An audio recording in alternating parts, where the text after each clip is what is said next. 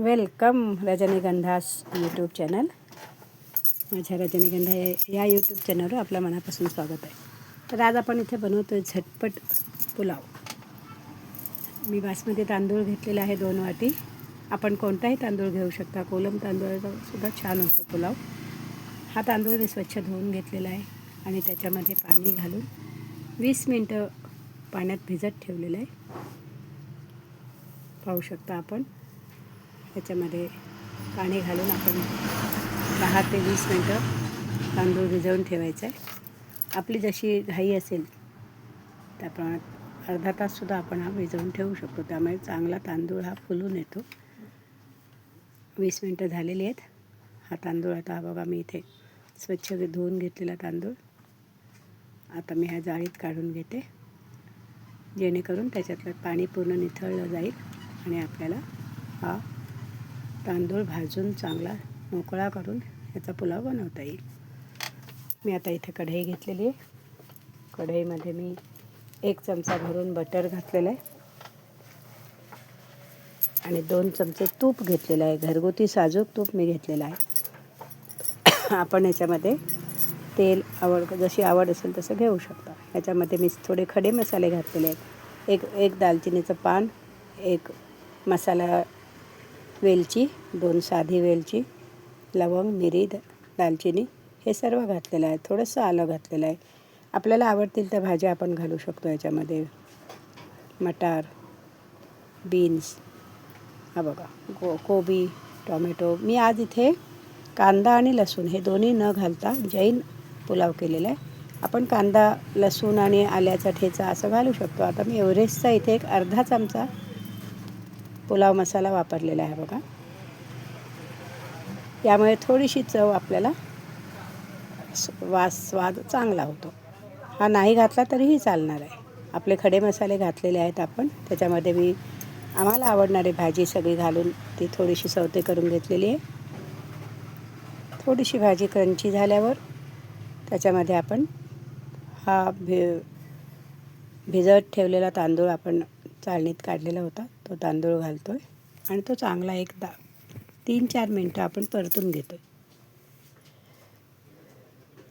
हा चांगला तांदूळ परतल्याने बिर्याणी आपली एकदम फुलून पण येते, हलकी होते, मोकळी होते.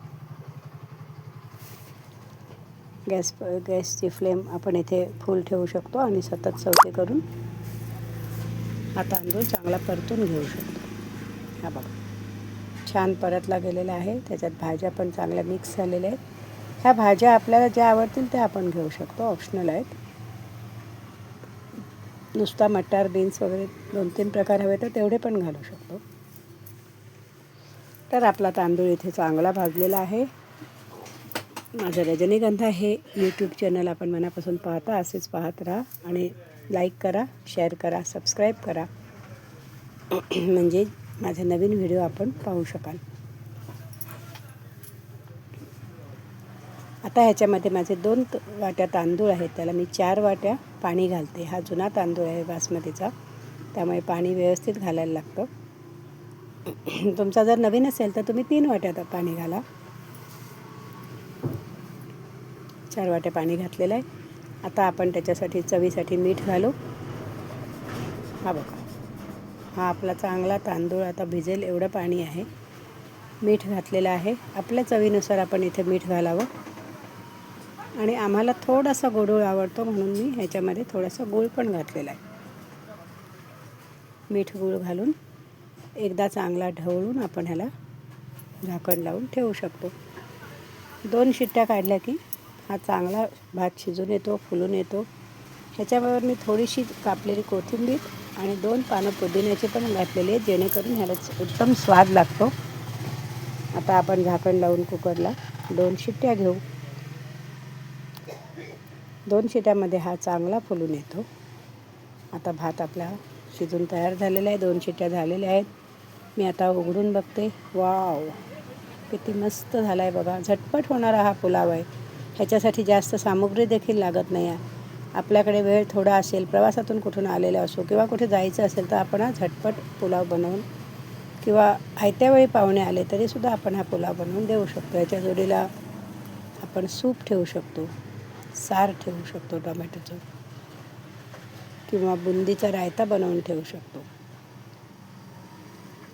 बघा कसा मस्त खिला झालेला आहे. छान एकदम सुगंध याला येत आहे.